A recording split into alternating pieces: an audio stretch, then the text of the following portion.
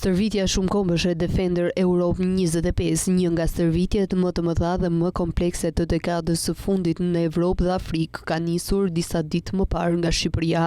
Ministri i Mbrojtjes Piro Vengu ka ndarë historinë e kapitenes Hatixhe Çollaku me uniformë amerikane por me periudhë shqiptare, duke konsideruar një krenari të dyfisht. Ministri Vengu shpreh se kapitene Çollaku ndan përvojën e saj frymëzuese gjatë Defender Europe 2025, ku në bashkëpunim me forcat armatosura të Shqipërisë është për të jo vetëm mision, por edhe kthim në rrënjë.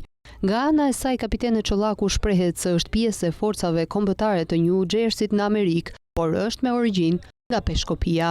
Unë jam kapiten Hatixhe Çollaku nga forcat kombëtare të New Jersey në Amerikë, me preardhje nga Shqipëria, Peshkopia me origjinë.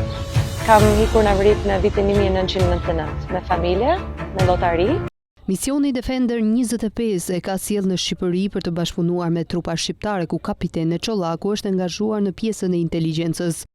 Kemi ardhur për European Defender Operation edhe unë jam me G2 Intelligence.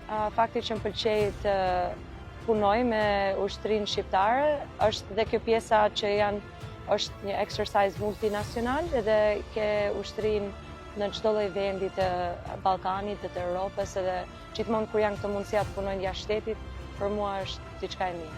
E drejtuar nga Komanda Evropiane e Shteteve të Bashkuara dhe e zhvilluar në bashkëpunim me vendet aleate të NATO-s dhe partnerë strategjik, stërvitja pritet të zgjasë deri në datën 9 qershor 2025.